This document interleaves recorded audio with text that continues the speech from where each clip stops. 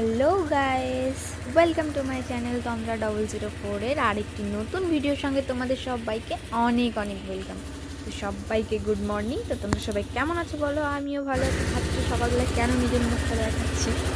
তো আজকে ব্লগটা এরকমই হবে যে আজকে হচ্ছে আমাদের এখানে ভীষণ জলের প্রবলেম। তো বাড়িতে যে মার্শাল বসাচ্ছে, তো সেই জন্যেই প্রচুর খাওয়া দাওয়া হবে, মানে যারা কাজ করছে তাদের খাওয়ার দাওয়ার। তো ফুল একটা মাটনের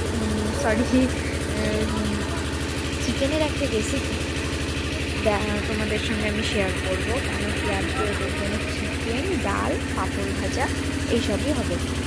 তো সকালবেলা উঠে কাজ সব কাজবাজ করে নিয়ে তারপরে এখন রান্নার দিকে চলে যাবো। তো এই যে সব রান্নার আর কি কাটাচ্ছে, তারপরে এই যে আমি মাংসগুলোকে কাটতে বসে গেছি। তো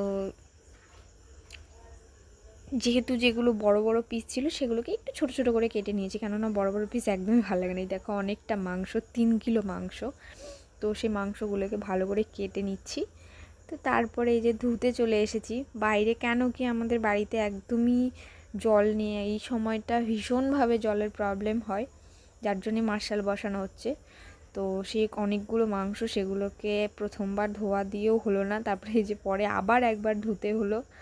কেন কি না হলে যেহেতু চিকেনটার একটা স্মেল আছে যেটা সবাই হয়তো পছন্দও করে না। তো যতবার ধুচ্ছি এরকম হচ্ছে, সেই জন্য আমি বেশ মাংসটাকে ভালো করে দুবার করে ধুয়ে ফেললাম। তো ধুয়ে টুয়ে নিয়ে যে বাড়িতে চলে আসলাম। বাড়িতে এসে নিয়ে এবার রান্নার পালা। তো এই যে উনুনে রান্না হচ্ছে, কেন কি অনেকটা মাংস, আর এই দেখো বড় একটা লোহার কড়াই রান্না হচ্ছে। তো আলু ভাজতে বসে দেওয়া হয়েছে, কড়াই গরম করে। তারপরে সব মশলা টশলা রেডি। এর মধ্যে আলুও ভাজা হয়ে গেল। আলুটাকে সুন্দর লাল লাল করে ভেজে নিতে হবে। তোমরা এইভাবে মাংস করে দেখো, ভীষণ সুন্দর লাগে খেতে। মাংসর টেস্টটা একটু আলাদাই হয়, আর উনুনে মাংস রান্না সত্যি একটা আলাদা টেস্ট। তো কড়াটা ভীষণভাবে তেতে গেছিলো। তারপরে এই যে দুটো তেজপাতা, একটু শুকনো লঙ্কা আর একটু অল্প পরিমাণ গোটা জিরে, এগুলো সব ফোড়ন দিয়ে দিতে হলো। ফোড়ন দিয়ে সে ফোড়নটাকে একটু ভালো কড়া করে ভেজে নিতে হবে। ভেজে নেওয়ার পরে তোমাকে ঝুড়ি করে কেটে রাখা পেঁয়াজগুলো দিয়ে দিলাম। পেঁয়াজটাকে ভালো মতো তেলে নেড়ে চেড়ে, তো সেটার মধ্যে যেহেতু তেলটা কম হয়ে গেছিলো, তো আর একটু, তো তারপরে যে মশলা টশলা সব রেডি করে নিয়েছি। তো তেল আর একটু দিয়ে পেঁয়াজটাকে সুন্দর করে, বেশ বেরেস্তা না, বেশি লাল না, লালের থেকে একটু কম, বেশ একটু ভালো করে ভেজে নিতে হবে পেঁয়াজটাকে। তো তারপরে পেঁয়াজটাকে যেহেতু উনুনে আবার কাট দিচ্ছিলাম আর কি, তো ভালো করে নাড়াচাড়া করে পেঁয়াজটাকে সুন্দর লাল লাল রং করে ভেজে নিতে হবে। কেন কি পেঁয়াজটা না ভাজা হলে, তো পেঁয়াজটা যখনই ভাজা হয়ে যাবে তারপরে মাংসটাকে দিয়ে দিতে হবে। সব মাংসটাকে সুন্দর করে দিয়ে, মাংসটা যখন হচ্ছে হবে, সব মাংসটা যদি না ভালো করে জল ঝরে, কেননা চিকেনে ভীষণভাবে জল বেরোয়, তো মাংসটার থেকে জলটা ভালো করে ছাড়িয়ে তারপরেই দিতে হবে, না হলে প্রচণ্ড জল বেরোনোর কারণে আরও বেশি হয়ে যাবে। তো একটু নাড়াচাড়া করে তারপরে আস্তে আস্তে মশলাগুলো দিয়ে দিতে হবে। এটা হচ্ছে আদা বাটা দিয়ে দিলাম পরিমাণ মতো, কারণ কি অনেকটা মাংস, তো সেই জন্য অনেকটা আদা বাটাও দিতে হলো। এরপরে দিয়ে দেব জিরে ধনে একসঙ্গে বাটা ছিল। তো তোমরা কে কে বলো ধনে বাটাও দাও, জিরে ধনে একসঙ্গে বেটে দিও, দেখো সত্যি টেস্টটা ভীষণ ভালো হয়। তারপরে এই যে রসুন পেস্ট, সবগুলো আগে থেকেই মশলাটা পেস্ট করে রাখা হয়েছিল। তারপরে এই যে লঙ্কার পেস্ট দেওয়া হলো, লঙ্কা বাটা। এটা হচ্ছে যেটা লাল শুকনো লঙ্কা আর কি, সেটাকে বেটে ভালো করে পেস্ট করে দেওয়া হয়েছে। তো তারপরে এটা দেওয়া হলো। এটাতে পরে একটু কম হয়ে গেছিলো বলে এটাতে জিরে আছে, ধনে আছে একটু, আর একটু লঙ্কা আছে কয়েকটা, ওটা মানে কম হয়ে গেছিলো প্রথমে পেস্টটা। তো প্লিজ আমার চ্যানেলটাকে কেউ যদি সাবস্ক্রাইব না করে থাকো, অবশ্যই চ্যানেলটাকে সাবস্ক্রাইব করো। আর আমার কথাগুলো ভালো লাগলে, ভিডিওটা ভালো লাগলে একটা লাইক অবশ্যই করে দিও। তোমাদের সাপোর্ট, তোমাদের ভালোবাসা ভীষণভাবে আমার প্রয়োজন। কেন কি সেগুলো না থাকলে সত্যি আমি এগোতে পারবো না। আমারও এগোনোর ইচ্ছে, জীবনে অনেক কিছু করার ইচ্ছে, জীবনে অনেক প্রবলেম ফেস করতে হচ্ছে, বিশ্বাস করো। প্রত্যেকটা মানুষের, সেটা আমার বললে হয়তো ভুল হবে, প্রত্যেকটা মানুষেরই ভীষণভাবে প্রবলেম থাকে। তো সেগুলোকে ফেস করেই জীবনে এগিয়ে যেতে হয়, তাই না বলো?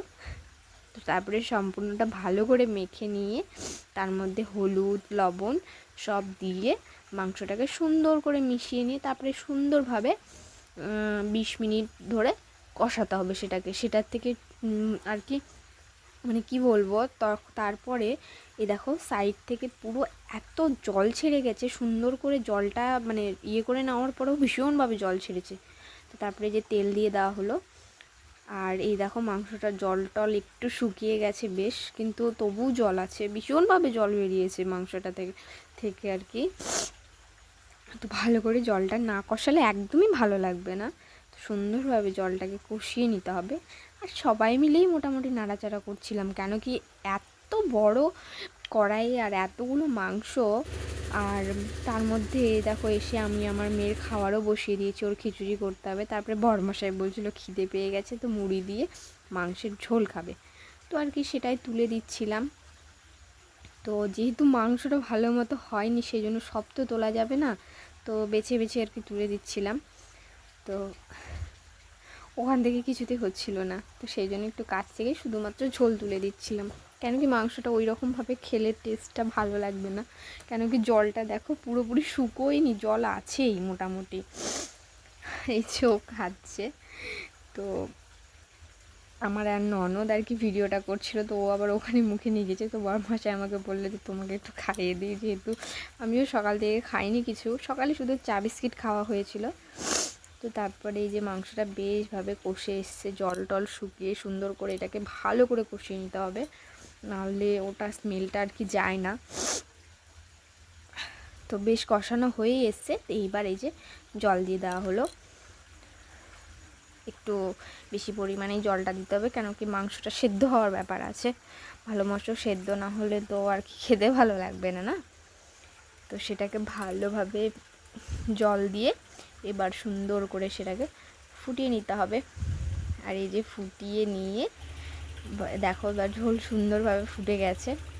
ব্যাস সুন্দরভাবে ফুটিয়ে নিয়ে নামিয়ে গরম মশলার গুঁড়ো দিলে আমাদের চিকেন একদম রেডি। তো এইভাবে তোমরা